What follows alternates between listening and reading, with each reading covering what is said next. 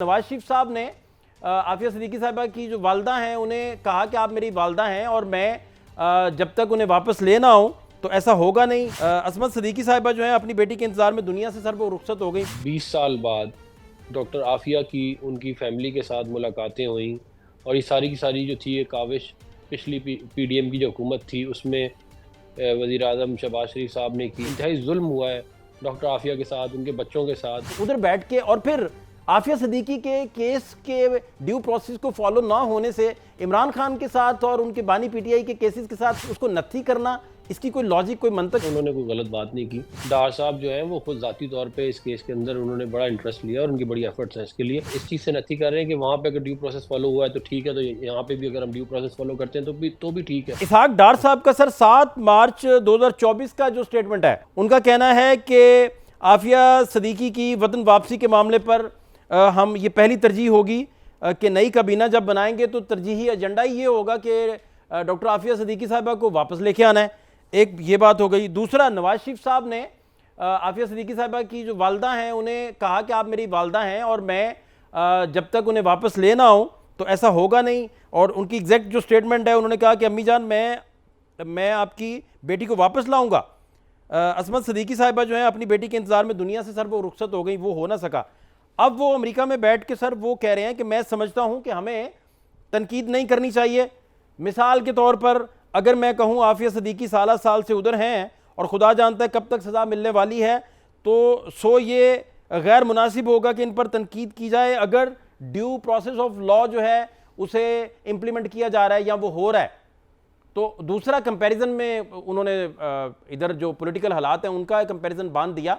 मैं जानना सर ये चाह रहा हूं कि आफिया सिद्दीकी साहिबा को हमेशा पाकिस्तान लाने की बात नून लीग ने की है और वहीं बैठ के उन कैंगरू कोर्ट्स को जो आफिया सिद्दीकी को कन्विक्ट कर चुकी हैं उन्हें कहना कि भाई हम ला रहे हैं और आपका ड्यू प्रोसेस है और हमें तो तनकीद भी नहीं इस पर करनी चाहिए। तो दुनिया को समझना चाहिए कि हम जो इमरान खान साहब के साथ कर रहे हैं और वो अगर वो भी गद्दारी है। ये पूरी जो स्टेटमेंट है, फर्स्ट टेक आपका सर मैं जानना चाह रहा हूं। ये तमहीद सारी इसलिए बांधी ताकि आपसे पहला रिस्पॉन्स सर आ सके। सर जी, बिस्मिल्लाह रहमान रहीम। देखें, जो डॉक्टर आफिया का जो मामला है उसके ऊपर आपने जो बातें मियां मोहम्मद नवाज शरीफ साहब की सुनाई हैं, पार्टी भी और हुकूमत उसके साथ स्टैंड करती है और डार साहब भी उसके साथ स्टैंड करते हैं। मैं आपको थोड़ा ज़रा एक्सप्लेन कर देता हूँ।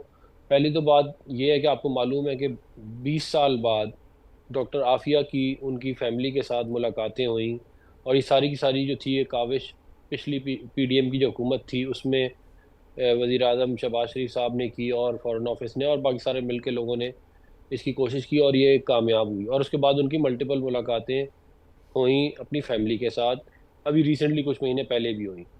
इससे पहले एक आपको याद होगा कि जब ये नई एडमिनिस्ट्रेशन अमेरिका में आई है, इससे पिछली एडमिनिस्ट्रेशन के साथ बड़ी हमने कोशिश की कि हम जो है वो प्ली जो है उनकी मिल जाए और ताकि उनको वहाँ से निकाला जा सके। ये तमाम काविशें जो हैं ये चलती रही हैं और अभी जो उन्होंने बात की है वो बेसिकली अगर आप उसको गौर से देखें तो उसमें वो ये कह रहे हैं कि अगर due process of law follow हुआ है तब तो अब इसके ऊपर बुनियादी तौर पे सवाल जो है वो तो यही है ना कि अगर ड्यू प्रोसेस फॉलो हुआ है कि नहीं। और हम जो है वो ये समझते हैं और लीगल एक्सपर्ट्स ये समझते हैं और बहुत सारे लोग ये समझते हैं कि ड्यू प्रोसेस ऑफ लॉ सही तरह फॉलो नहीं किया गया अमेरिका में। आप मुझे बताएं ना कि जो उनको सज़ाएं दी गई हैं, क्या उन्होंने कोई उनके ऊपर कोई आज तक साबित नहीं किया जा सका, कोई विटनेसेस नहीं है, कोई टेस्टिमनीज नहीं है, उनके ऊपर कोई इस तरह की बात साबित नहीं की जा सकी कि उन्होंने कोई ऐसा गलत काम किया था कि उनको 86 साल की सज़ा दे दी जाए।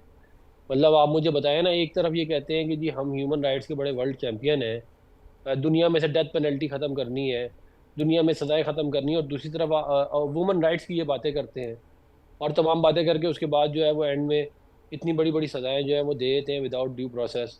तो ये बुनियादी तौर पे हमारा जो है इसके ऊपर मामला है। ज़ाहिर है अगर कहीं भी दुनिया में ड्यू प्रोसेस फॉलो किया गया हो तो फिर तो ज़ाहिर है हम कुछ नहीं कर सकते, लेकिन इस पर्टिकुलर इंस्टेंस के अंदर अगर आप उनके वकला से बात करें और उनके जितने जानने वाले हैं और जो सारा की सारी जो आफिया सिद्दीकी मूवमेंट है उसको देखें तो वो तमाम ये बात करते हैं कि ये due process of law follow नहीं हुआ हुआ, बल्कि एक इंतहाई जुल्म और इंतहाई जुल्म हुआ है डॉक्टर आफिया के साथ, उनके बच्चों के साथ। और वो जो पूरी एक एपिसोड थी उसकी, और ये इसके पीछे जो थे ये मुशर्रफ और इसके हवारी थे जिन्होंने सब कुछ किया था हमारे मुताबिक। अच्छा सेनेटर साहब, ये बातें आप बड़ी क्लैरिटी से बता रहे हैं कि ड्यू प्रोसेस ऑफ लॉ जो है वो फॉलो नहीं किया गया, और 86 ईयर्स आप किसी को कन्विक्ट कर देते हैं और कोई शहादत नहीं आपके पास, कोई सपोर्टिंग मटेरियल नहीं, कोई सर्कमस्टांशियल एविडेंस की कोई लिंक नहीं आपस में मिल रहा, कोई रब्त नहीं बन रहा, तो कैंगरू कोर्ट से ये सारा हो गया। तो सर डिप्टी प्राइम मिनिस्टर हैं, वज़ीर ख़ारजा भी हैं, वो ये बातें उधर बैठ के कह देते कि कोई ड्यू प्रोसेस नहीं है। वो कह रहे हैं शायद अगर हुआ है तो आपको पता है कि नहीं हुआ, हमें पता है नहीं हुआ, तो डिप्टी प्राइम मिनिस्टर साहब को भी तो पता है ना कि ड्यू प्रोसेस ऑफ लॉ जो है उसे फॉलो नहीं सर किया गया। तो उधर बैठ के, और फिर आफिया सिद्दीकी के केस के ड्यू प्रोसेस को फॉलो ना होने से इमरान खान के साथ और उनके बानी पीटीआई के केसेस के साथ वहां उसको नथी करना, इसकी कोई लॉजिक, कोई मंतक सर मैं समझना चाह रहा हूं आपसे। मेरा जो जो मैंने उनका बयान सुना है और जो मैंने उनका उसको समझने की कोशिश की है, उसके अंदर मुझे तो यही उसकी फीलिंग आई है कि वो इसको इस चीज़ से नथी कर रहे हैं कि वहाँ पे अगर ड्यू प्रोसेस फॉलो हुआ है तो ठीक है, तो यहाँ पे भी अगर हम ड्यू प्रोसेस फॉलो करते हैं तो भी ठीक है। वो जो लॉजिक उनकी है वो मुझे मुझे ये लगी है।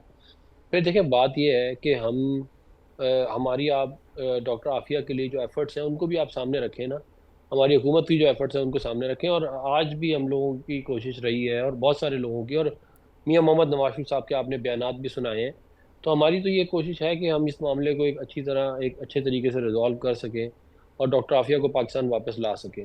और उसके लिए हमारी जो कोशिशें हैं वो जारी रहेंगी, और मुझे इस बात का यकीन है कि इंशाल्लाह डॉक्टर आफिया जो है वो सुरखरू होंगी अच्छा अब और सेनेटर वापस साहब, आएंगी। कहीं कहीं ऐसा तो नहीं है कि जैसे आप अभी बता रहे थे कि ड्यू प्रोसेस का रौला है, बेसिकली असल मामला ड्यू प्रोसेस का है, तो यहाँ तो जो गवाहान 9 मई के पेश किए गए वो सलमान अकरम राजा साहब बता रहे थे, वो कह रहे थे कि जो पुलिस वाले पेश किए गए वो कह रहे थे हम कुर्सी के नीचे बैठे हुए थे, वो बता रहे थे कि हम टेबल के नीचे घुसे हुए थे और वहां से एक साजिश बुनी जा रही थी तो हमने वो सुनी, वो सारे, और पूरी पूरी हिस्ट्री के अंदर कोई मेडिकल रिपोर्ट तक नहीं लफ कि कौन जख्मी हुआ था कौन नहीं हुआ था। एक लंबा चौड़ा उस पर ये एलिगेशन लग रहा है कानूनी माहिरीन की सूरत में कि कोई ड्यू प्रोसेस ऑफ लॉ जो है उसे फॉलो ही नहीं किया गया इन्वेस्टिगेशन को लेकर। तो कहीं इसहाक डार साहब ये तो नहीं बता रहे कि आपने भी आफिया सिद्दीकी के मामले पर ड्यू प्रोसेस फॉलो नहीं किया, हमने भी नहीं उधर किया? नहीं, मैं नहीं समझता कि इसका ये मतलब है। मैंने आपको बता दिया बड़ा क्लैरिटी के साथ कि मुझे क्या उनकी बात समझ में आई है। और डार साहब जो हैं वो खुद ज़ाती तौर पे इस केस के अंदर उन्होंने बड़ा इंटरेस्ट लिया और उनकी बड़ी एफर्ट्स हैं इसके लिए। तो इसको मेरा ख्याल है उसी पैराए में देखना चाहिए।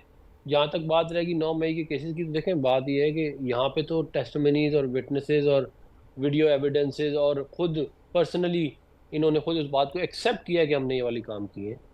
मतलब ये बहुत फर्क है ना, ये कहते हैं मामला, अगर आप उसको देखें उसके साथ, तो मैं नहीं समझता कि आप इस तरह कह सकते हैं कि यहाँ पे भी नहीं हुआ तो वहां भी नहीं हुआ। इसलिए मैं नहीं समझता कि ये लॉजिक इसकी ठीक है। और इनके ऊपर तो बहुत सारे आपको याद होगा इमरान खान साहब का तो अपना बयान मौजूद है कि ये 9 मई को मामला हुआ था, तो 11 मई को उन्होंने कहा था कि मुझे दोबारा पकड़ा तो फिर दोबारा यही होगा।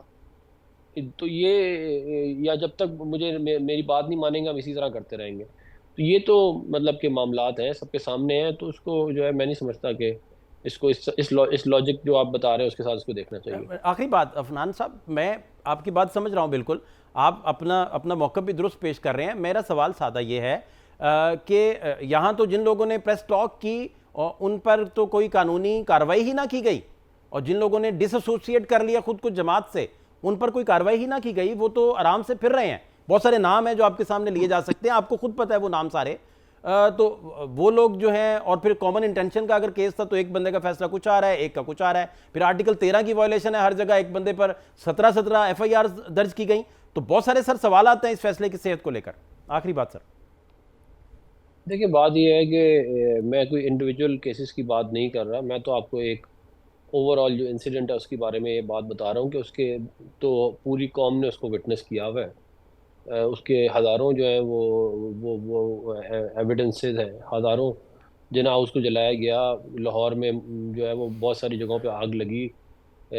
इस्लामाबाद रावलपिंडी में बहुत सारी जगहों पे आग लगाई गई। मतलब ये शोहदा की यादगारों को जलाया गया सरगोदा में और बहुत सारी जगहों पे, और एक पूरा कोऑर्डिनेटेड अटैक किया गया।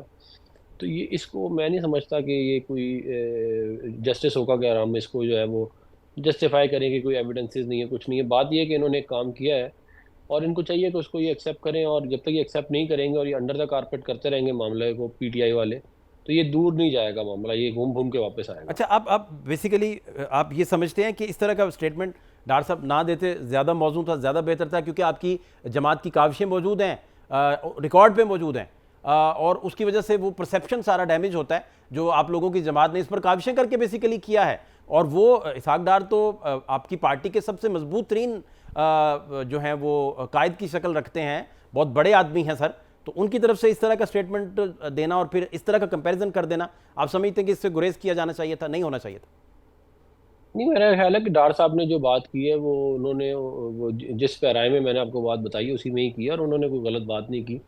उन्होंने यही कहा है कि ड्यू प्रोसेस अगर फॉलो हुआ है, और हमें ये मालूम है और उन्हें भी मालूम है और सारे पाकिस्तान को पता है कि ड्यू प्रोसेस उस पर्टिकुलर इशू में फॉलो नहीं किया गया, और उसी उसी उसमें उन्होंने ये बात की है।